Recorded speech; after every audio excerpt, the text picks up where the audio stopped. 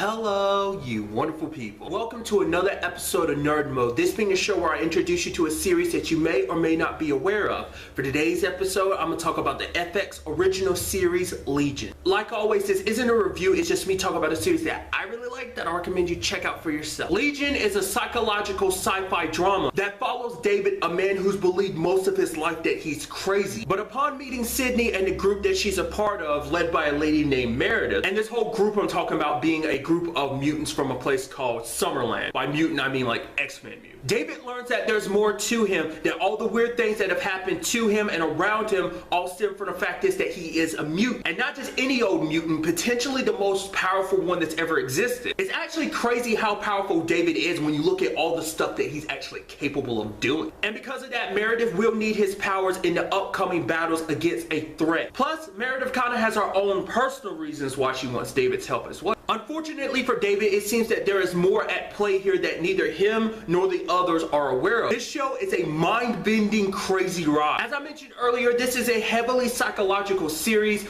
The themes as well as the stories kind of all revolve around the mind. In particular, David's mind, understanding what lies buried deep within the depths of his mind. However, when you're dealing with the mind, you never know what kind of monsters you might uncover. But in this series, not all the problems are inner. There are outer forces as well. As I mentioned earlier, Meredith needs David's powers to fight a threat. Once that threat is a government group known as Division 3. If they can't control mutants and they feel that certain ones are a threat, they feel that they should be removed from the equation. And there is another threat that I was alluding to earlier, but obviously I won't get into it because of spoilers, but because it's also like such a good enemy that I want you to kind of experience it for yourself when you watch the show to kind of see all that kind of unravel. What I find interesting too is that the show kind of has a bit of a horror element to it as well. There's kind of like this dark, a little bit scary and eerie like vibe that the show has when it comes to certain elements. It isn't just David's whole thing that makes up the story. I mean, it's a big focus, but the other characters have their own things going on too. Their own stories, issues, as well as their own monsters to face. The show does an amazing job making you question what is real and what is fake, separating the truths from the lies. You think some things are one way and then the show flips them upside down, then right side up, and then you're kind of like, wait, what? So that's what this really is? I'm not 100% sure. Which it also lends itself to the show having this sort of mystery feel to it as well,